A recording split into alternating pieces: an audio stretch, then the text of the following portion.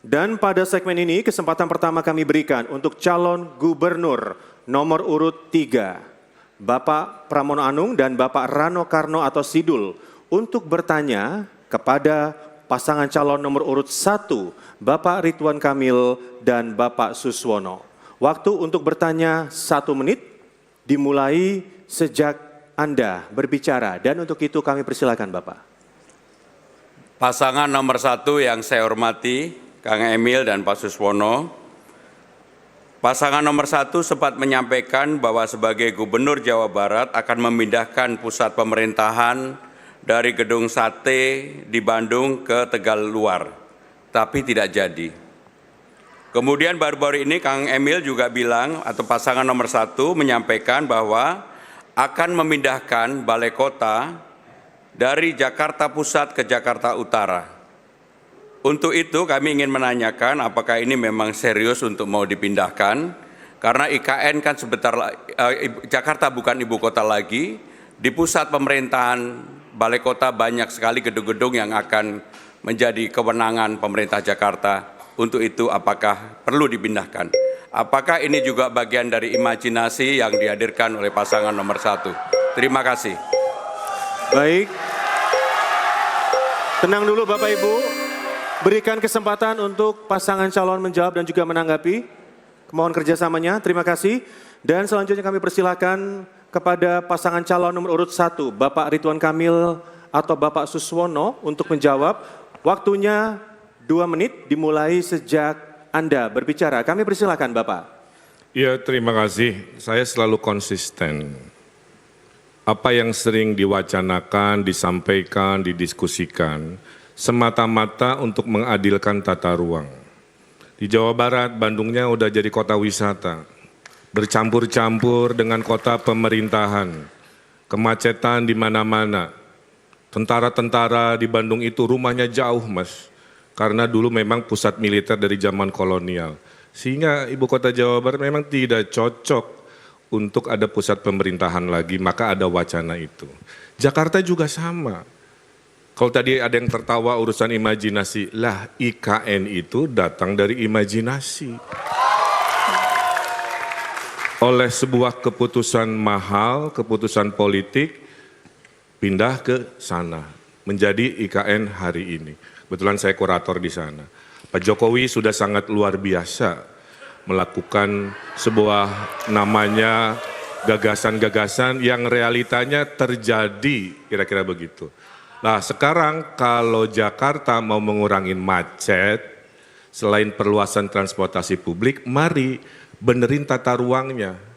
Salah satunya adalah pusat kantor pemerintahan dikurangi dari pusat. Tentu ini harus didialogkan kepada stakeholder di Jakarta. Kenapa di Jakarta Utara? Aksesnya bagus. Ancol itu punya hak 200 hektar membangun.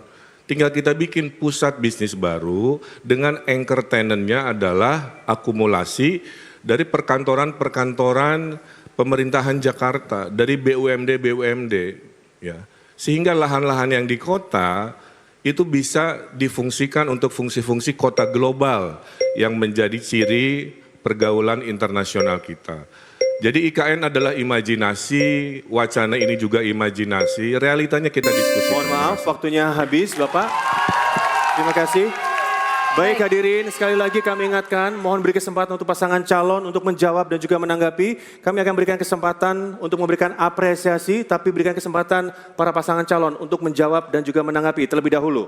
Baik, kita lanjutkan. Selanjutnya kami persilakan kembali untuk calon gubernur atau calon wakil gubernur nomor urut 3 untuk menanggapi. Waktunya 1 menit dimulai sejak Anda berbicara. Silakan Bapak.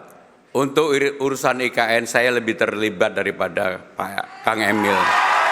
Dari survei lapangan yang terlibat di awal adalah saya, Presiden Pak Basuki, kemudian kita survei juga ke Kalimantan Tengah dan sebagainya. Bahwa betul memang di ujung ketika sudah mulai pembangunan, kurasi dilakukan oleh Bapak Ridwan Kamil. Tetapi yang ingin saya sampaikan adalah sekarang Jakarta karena ibu kota sudah berpindah, apakah masih diperlukan yang namanya pemindahan balai kota ke Jakarta Utara? Saya tidak ingin mendebat hal itu, tetapi Dengan banyaknya gedung-gedung yang akan ditinggalkan di pusat pemerintahan di Jakarta Pusat, apakah itu masih diperlukan? Termasuk gagasan Pak Kang Emil untuk membuat gym di samping halte menurut saya perlu dikaji kembali. Terima kasih, selamat malam. Masih ada waktu, ada yang ditambahkan Bapak? Mohon tenang dulu, sekali lagi kami ingatkan, debat tidak akan kami lanjutkan kalau Bapak Ibu tidak tenang. Boleh Baik. kerjasamanya? Terima kasih. Baik, selanjutnya kami kembali persilakan pasangan calon nomor urut 1 untuk merespon tanggapan dari pasangan calon nomor urut 3. Waktunya sama 1 menit dan akan dimulai sejak Anda berbicara. Untuk itu kami persilakan Bapak. Saya tetap konsisten, masalah kan selalu sama, kemacetan, polusi, banjir. Beban pergerakan ke pusat terlalu besar. Ini solusi sangat teknokratis. Memang ada keputusan politis.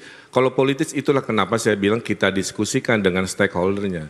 Tapi kalau menurut teori planologi itulah pengurangan beban. Akibatnya yang bergerak urusan pemerintahan, acara-acara seminar itu bisa berkurang. Maka nanti daerah Sudirman Tamrin, Monas akan lebih leluasa, lebih luang yang namanya traffic atau lalu lintasnya. Siapa yang diuntungkan? Warga. Siapa yang bikin betah? Nanti turis-turis merasa bukan ada kemacetan lagi di pusat kota. Nah itulah yang saya maksud bahwa imajinasi ini penting. Tapi kan butuh proses politik. Disitulah peran dialog menjadi penting. Maka dialog dan kolaborasi adalah kunci mewujudkan visi-visi di acara di 5 tahun ke depan. Terima kasih. Baik, terima kasih. Boleh kita berikan apresiasi terlebih dahulu untuk pasangan calon nomor urut 3. Boleh kalau memberikan apresiasi Bapak silakan. Baik, sudah cukup. Baik, kita akan lanjutkan kembali dan baru saja kita menyimak kerjasamanya Bapak Ibu. Baik, terima kasih.